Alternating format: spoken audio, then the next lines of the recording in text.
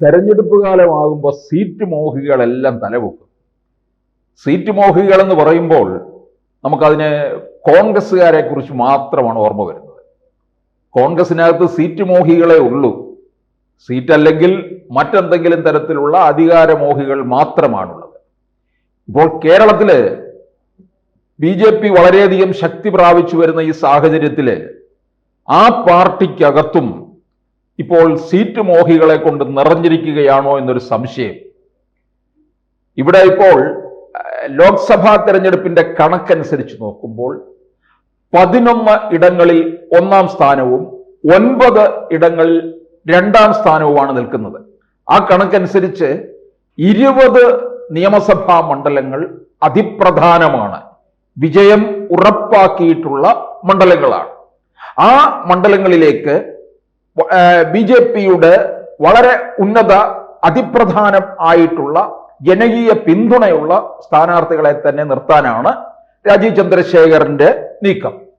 അതിനു വേണ്ടിയിട്ട് ഒരു പട്ടിക പോലും തയ്യാറാക്കിയിട്ടുണ്ട്. അതിനോടൊപ്പം തന്നെ വാർത്താമാധ്യമങ്ങളിലൊക്കെ ഓരോ നേതാക്കൾക്കും അനുയോജ്യമായിട്ടുള്ള രീതിയിലുള്ള മണ്ഡലങ്ങളും സ്ഥാനാർത്ഥികളെയൊക്കെ അങ്ങ് പ്രഖ്യാപനം നടത്തുകയാണ്.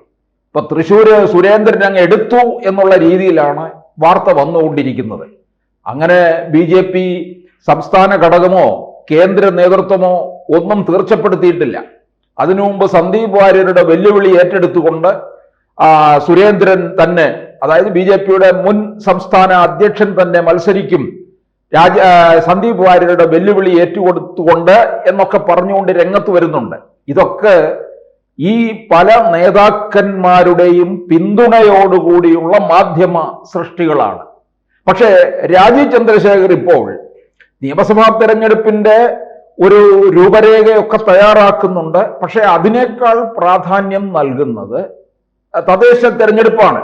അതുകൊണ്ട് അദ്ദേഹം പറഞ്ഞിരിക്കുന്നത്, നിങ്ങൾക്ക് എവിടെ മത്സരിക്കണമെന്ന് ആഗ്രഹമുണ്ടോ ആ മണ്ഡലത്തിൽ പോയി നിങ്ങൾ പ്രവർത്തിച്ചുകൊള്ളൂ, അവിടെ നിന്ന് തദ്ദേശ തെരഞ്ഞെടുപ്പിൽ നല്ല റിസൾട്ട് തരൂ, എങ്കിൽ നിങ്ങളെ അവിടെ സ്ഥാനാർത്ഥിയാക്കിയേക്കാം. ഇത് വളരെ കൃത്യമായ ഒരു തീരുമാനമാണ്. നിങ്ങൾക്ക് താല്പര്യമുള്ള മണ്ഡലത്തിൽ നിങ്ങൾ പോയി മത്സരിക്കാൻ നിങ്ങൾക്ക് അവസരം തരുന്നു, അവിടെ പോയി നിങ്ങൾ പ്രവർത്തിച്ച് നല്ല റിസൾട്ട് തരൂ എന്ന രീതിയിൽ തന്നെയാണ് രാജീവ് ചന്ദ്രശേഖർ നിൽക്കുന്നത്. ഇപ്പൊ ഇവിടെ നമുക്കറിയാം, തിരുവനന്തപുരവും തൃശൂർ, ആലപ്പുഴ ജില്ലകളിലാണ് BJP കൂടുതൽ നോട്ടമിട്ടിരിക്കുന്നത്. ഇതില് തൃശൂരിൽ തന്നെ നോക്കിക്കഴിഞ്ഞാൽ തൃശൂർ പാർലമെന്റ് മണ്ഡലത്തിലെ 6 നിയമസഭാ മണ്ഡലങ്ങളിൽ സുരേഷ് ഗോപി 1-ാം സ്ഥാനത്താണ്.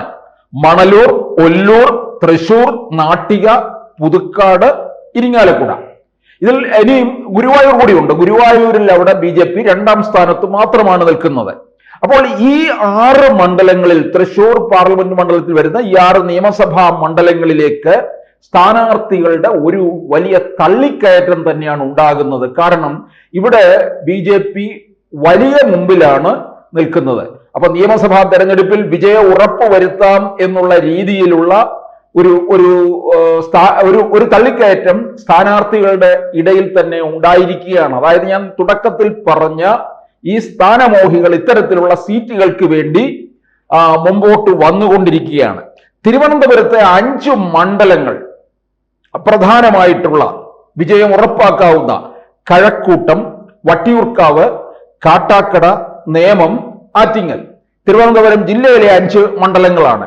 ഇതിൽ നേമം മണ്ഡലത്തെ 2016 O രാജഗോപാൽ, 2021 കുമ്മനം രാജശേഖരൻ മത്സരിക്കുമ്പോൾ V ശിവൻകുട്ടിയാണ് കുമ്മനത്തെ പരാജയപ്പെടുത്തുന്നത്.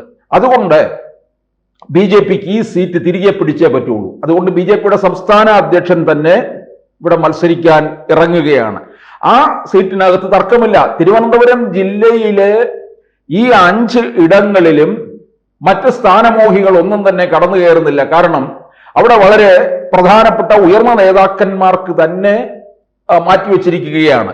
കഴക്കൂട്ടത്ത് V മുരളീധരൻ, അവിടെ വളരെ മുന്നേ തന്നെ അദ്ദേഹം അവിടെ അടിത്തട്ടിൽ പ്രവർത്തനങ്ങൾ ആരംഭിച്ചിട്ടുള്ളതാണ്. 2016 മുരളീധരൻ മത്സരിച്ചിട്ടുള്ളതുമാണ്.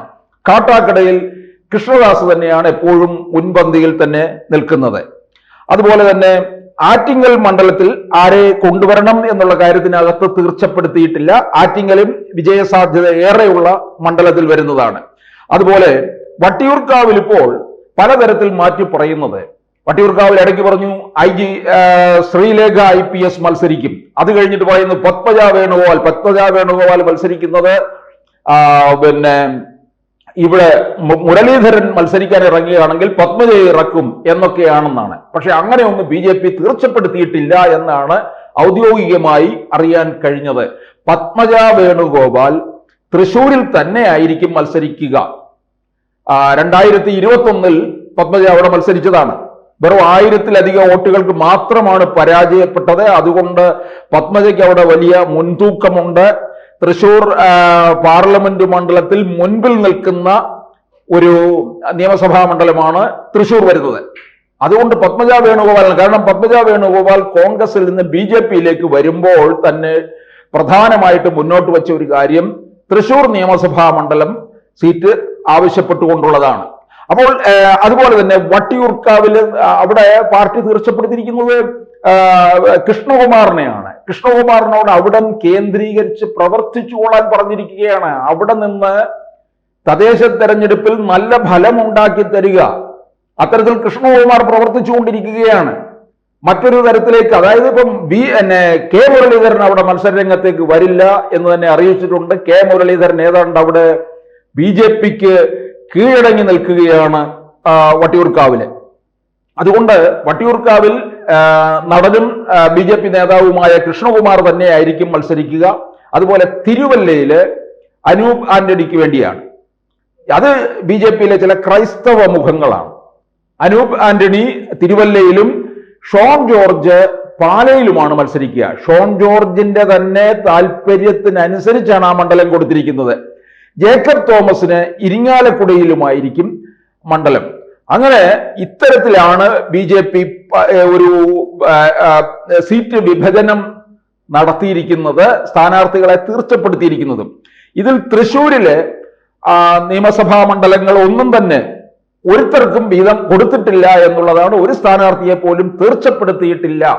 വളരെ അതിപ്രധാനമായിട്ടുള്ള ചില മണ്ഡലങ്ങളിൽ മാത്രമാണ് തീർച്ചപ്പെടുത്തിയിട്ടുള്ളത്.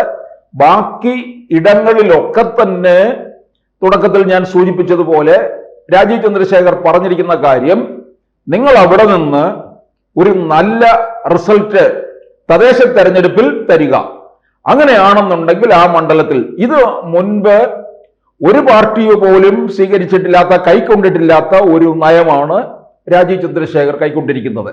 കാരണം അങ്ങനെ വരുമ്പോൾ ഇവർക്ക് ആ മണ്ഡലത്തിൽ നിന്ന് എന്ത് നേട്ടം തരാൻ കഴിയും? അപ്പോൾ തദ്ദേശ തെരഞ്ഞെടുപ്പിനെ ആശ്രയിച്ചിരിക്കും ഈ നിയമസഭാ തെരഞ്ഞെടുപ്പിലെ സ്ഥാനാർത്ഥിയും അതിൻ്റെ ഫലവും എന്നുള്ളതാണ്. ഇത് തന്നെയാണ് അമിത്ഷായും മുന്നോട്ട് വെച്ചിട്ടുള്ള കാര്യം. അമിത്ഷായും രാജീവ് ചന്ദ്രശേഖരൻ കൂടി ആയിരുന്നുള്ള ആലോചനയിൽ തന്നെയാണ് ഇത്തരത്തിലുള്ള ഒരു കാര്യം തീർച്ചപ്പെടുത്തിയിരിക്കുന്നത്.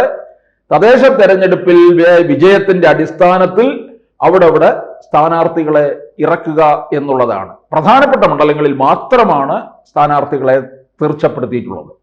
കൂടുതൽ വാർത്തകളും വിശേഷങ്ങളും നിങ്ങളിലേക്ക് എത്താൻ ABC മലയാളം സബ്സ്ക്രൈബ് ചെയ്യുക, ബെൽ ബട്ടണും അമർത്തുക.